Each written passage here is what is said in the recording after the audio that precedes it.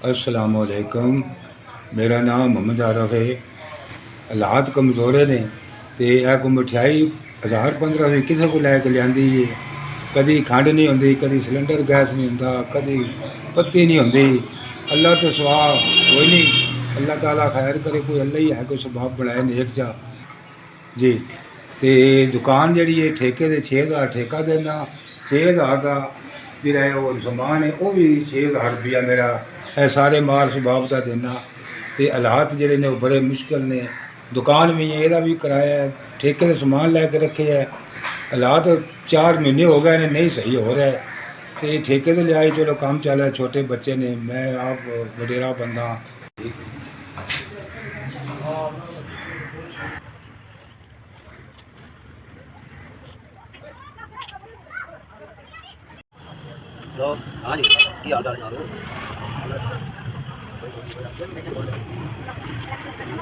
अस्सलाम वालेकुम।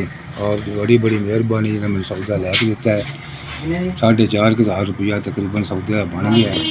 मैं गरीब बंदा है, निका जिहा होटल है, ठेके से मैं ले आई।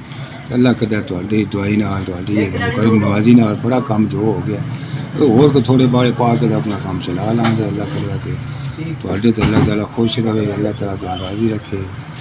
ठेके का मेरा होटल है जी, बच्चों का निज़ाम जो बड़ा खराब है। ठेके से लैके तो कोई किराया भी, भाड़ा भी, ठेका भी सारा भी देना दुआना। थोड़ी बड़ी मेहरबानी जिन्हें इतनी इमदाद कर दी। 4,500 रुपये मिठाई का, कोई खंड पत्ती का कोई लिया, काम ठीक हो गया। चलता रहे थोड़ा बड़ा बड़ा शुक्रिया अदा करने। अल्लाह जिउंदे रहे, बसते रहे, भाग लगे रहे, खुश रहो, जिते भी रहो, शाद बात रहो, ठीक हो गया।